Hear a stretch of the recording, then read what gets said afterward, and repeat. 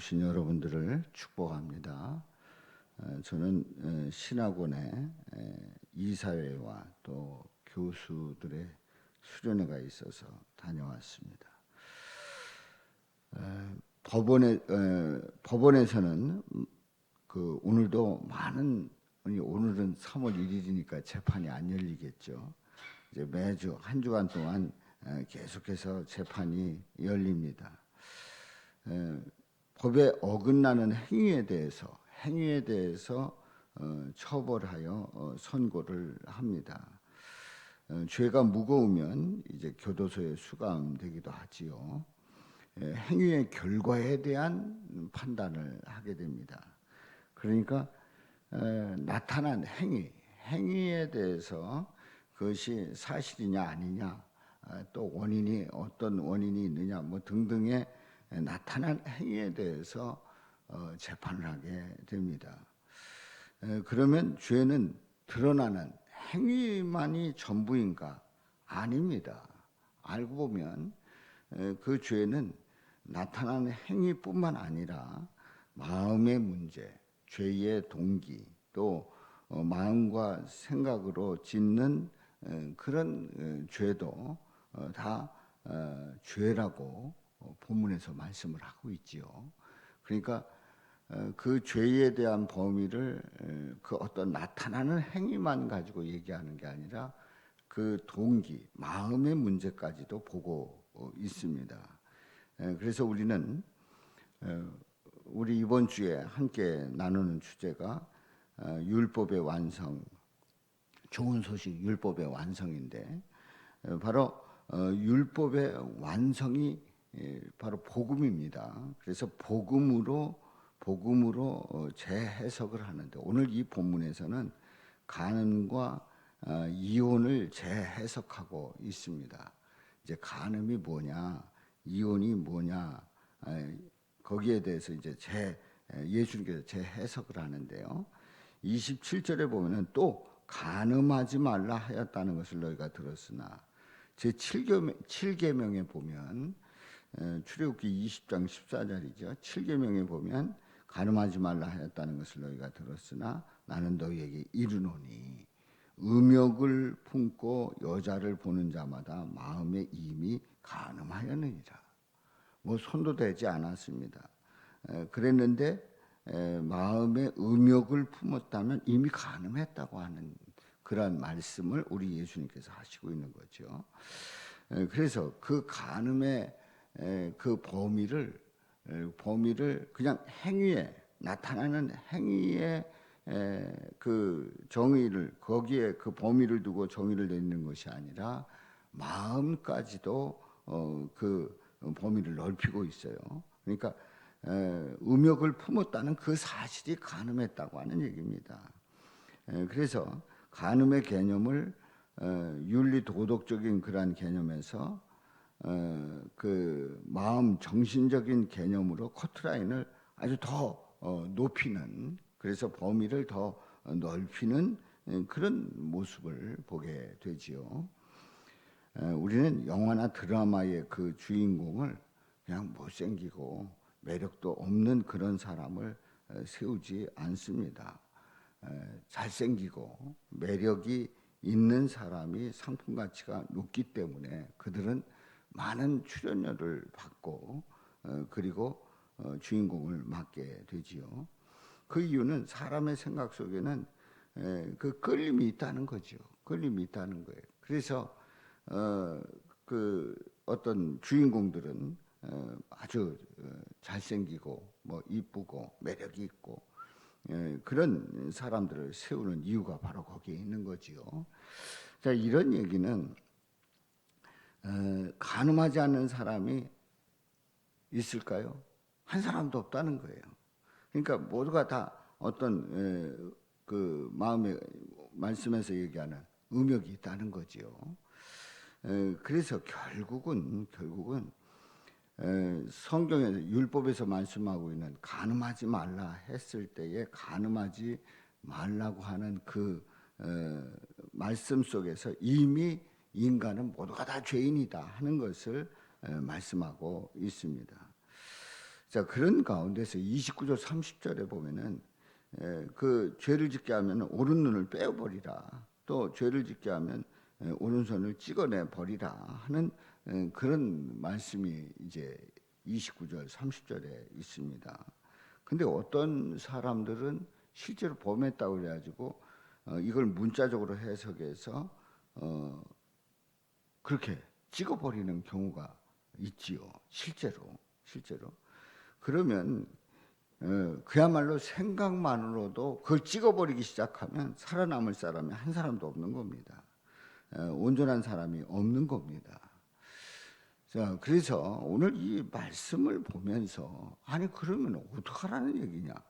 뭐 간음하지 말라 했더니 안 했더니 뭐 음욕을 품어도 가능했다. 그러면 그런데다가 또 죄를 짓게 된다고 하면 오른눈 빼어버리고 오른손도 찍어버리고 그러라는데 도대체 예수님의 말씀은 뭘 말씀하시는가 하는 그런 의문을 오늘 이 본문을 보면서 계속 질문을 던지게 되지요. 자, 그래서 우리 모두는 죄인이기 때문에 예수님은 십자가에서 죽으셨다는 사실이죠. 그러니까 우리가 지는 그 죄의 문제를 결국은 예수님께서 십자가에서 해결해 주셨다는 거예요. 그러니까 오늘 이 말씀을 문자적으로 그대로 보게 되면은 우리는 살아남을 사람이 없습니다. 뭐 누가 그랬다고 그러죠. 아이패드를 보다가 갑자기 뭐가 이렇게 야한 장면이 있어 봤는데 그거 봤다고 아이패드를 저기 그 2층인가 3층에서 밑에다 내 던졌대요. 예? 아이패드를 내 던졌대. 아니 그러면은 뭐 살아남아 있을 그 핸드폰, 아이폰 나만 할 리가 없죠. 그 기준이 또 뭐냐 말이죠. 자, 우리는 이와 같이 죽을 수밖에 없는 죄인이에요. 우리는 주님 앞에 딱 섰을 때에 한 명도 내 의로 자유로울 수 있는 사람이 한 사람도 없는 거예요. 물론 정도의 차이는 있겠습니다만은 한 사람도 주님 앞에서 나는 내가 지금까지 의롭게 살았고 나는 죄를 짓지 않았기 때문에 옳은 눈도 빼버리지 않고 나는 뭐 손으로 지은 죄가 없기 때문에 오른손으로 찍어내 버리지도 않고 나를 이렇게 지켜왔습니다라고 말할 수 있는 사람이 누가 있느냐? 한 사람도 없다는 거죠. 그래서 예수님께서 이 문제를 해결해 주시겠다는 거예요. 다시 얘기해서 우리 예수님께서 우리 때문에 십자가에서 죽으신 줄로 믿습니다. 그래서 21절, 31절부터 보면은 여기에는 이런 내용이 나오지요. 누구든지 아내를 버리려고 하되 이혼 증서를 줄 것이라. 이건 신명기 24장 1절에 나오는 말씀이에요. 이제 그 이혼 증서를 줘서 아내를 이제 그 이혼하는 거죠. 그런데 32절에 보면은 나는 너희에게 이르노니 누구든지 음행한 이유 없이 아내를 버리면 이는 그로 간음하게 하며 또 누구든지 버림받은 여자에게 장가드는 자도 간음함이라 이렇게 말씀을 합니다. 음행한 이유 없이 이혼할 수 없다는 거예요. 그러니까 이제 이혼 증서를 아내를 버리려거든 이혼 증서를 줄 것이다라고 하는 그 계명을 사람들은 너무 쉽게 생각을 해서 그대로 이혼 증서만 있으면 이혼할 수 있다는 생각을 가진 그런 사람들에게 아니다. 음행한 이유 없이 버리면 안 된다. 그 자체가 간음이다. 이렇게 정의를 우리 예수님께서 내리고 있다는 사실입니다. 그러니까 이제 결혼을 했을 때에 그 결혼한 그 가정은 우리 예수님이 쉽게 이혼해서는 안 된다. 그 가정을 지켜야 된다고 하는 그런 말씀을 하고 있는 거지요.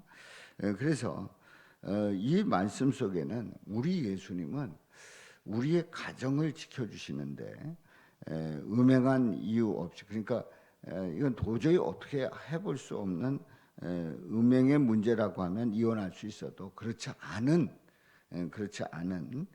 그런 그 부부의 문제는, 가정의 문제는 우리 주님이 간섭해 주시고 또 지켜주시고 또 이기게 하시고 또 그 가정을 지켜주시는 줄로 믿습니다.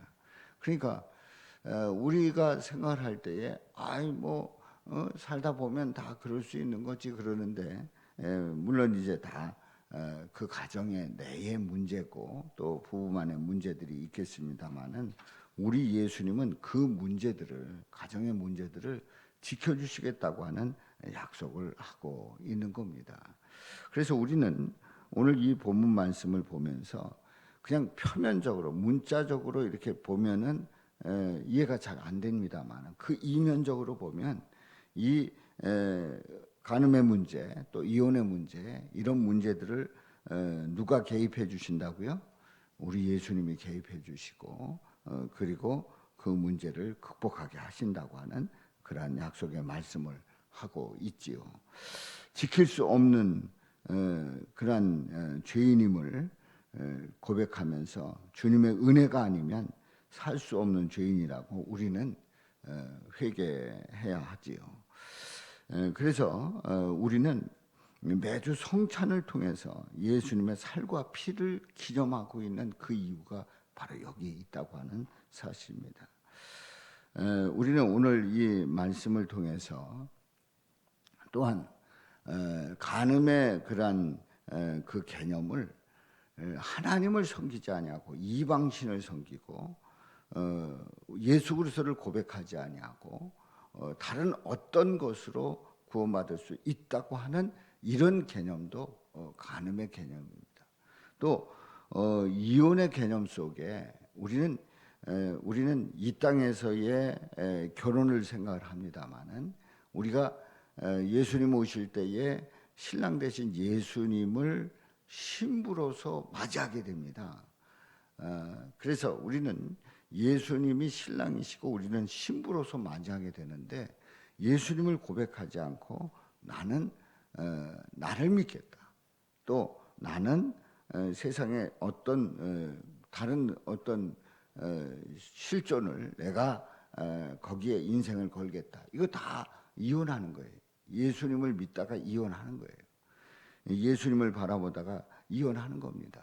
그래서 우리는 변함없이 하나님을 나의 하나님으로 고백하고 또 예수님에 대한 그런 믿음의 고백 속에서 예수님 다시 오실 때 신랑 되신 예수님을 맞이하고자 하는 그 뜨거운 열정을 변함없이 가지고 믿음으로 나갈 수 있기를 주님의 이름으로 축원합니다.